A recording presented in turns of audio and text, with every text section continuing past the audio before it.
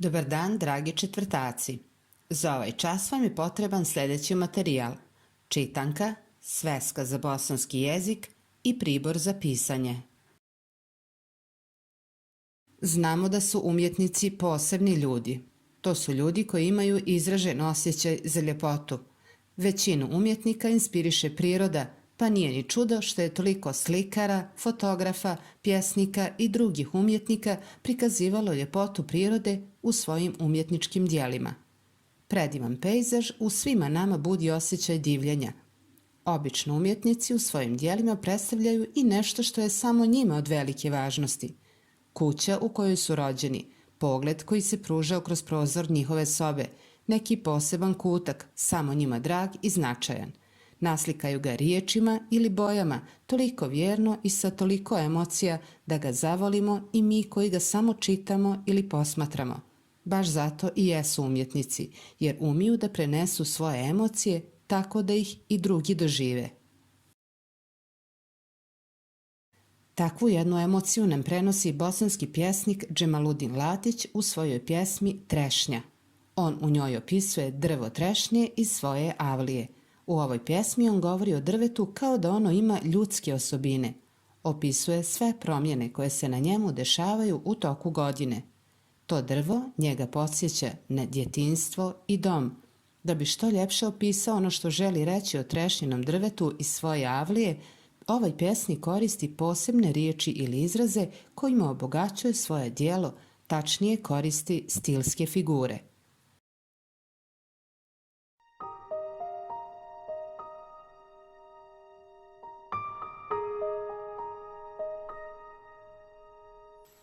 Trešnja. U našoj avliji stražar čedni 100 ruku ima. Kad na put pođem i kad se vraćam, srdačno maše njima. Zelene dimije obuče prva, čim se proljeće javi. Cvjetiće bijele onoj pospe po krilu i po glavi. Pod plavim nebom njeno lice danju noću se smije. U maju čupa trepavice, u julu suze lije. Oh, kako volim njene suze, crvene, slatke ko med, da ne bi plakala neprestano, bere ih meni moj đed. U našoj avliji stražar čedni 100 ruku ima. Kad na put pođem i kad se vraćam, srdačno maše njima.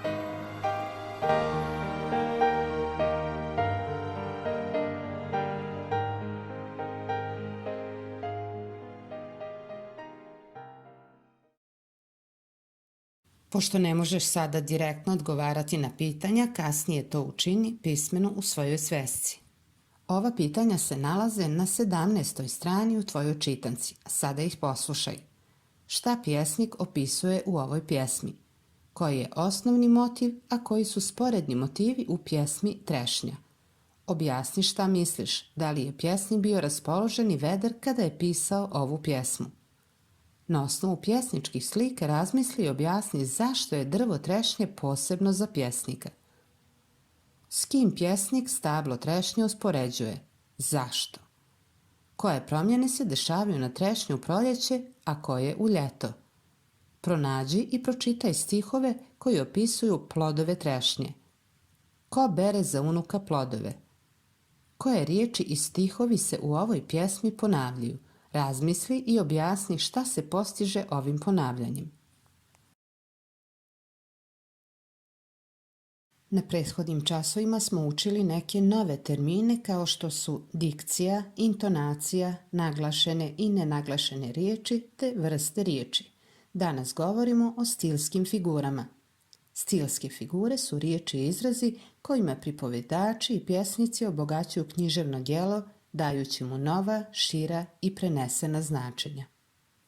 Stablo trešnje u pjesniku budi snažna osjećanja. Njegov odnos prema trešnji izražen je u stihovima kojima trešnji daje neke ljudske osobine, na primjer, Stražar čedni, 100 ruku ima, zelene dimije obuče, njeno se lice smije, ima suze crvene, slatke kao med i tako dalje. Postupak prikazivanja stvari, prirodnih pojava, predmeta, životinja ili biljaka kao da su ljudi naziva se personifikacija. Personifikacijom se postiže oživljavanje stvari kroz ljudske osobine, govor, misli i osjećaje. Za domaći zadatak nauči napamet pjesmu Trešnja Džemaludina Latića.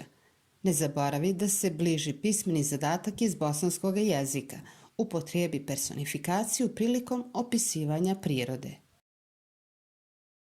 Ovaj video možete pogledati koliko god puta želite. Do sljedećeg časa pozdravlja vas vaša učiteljica Indira.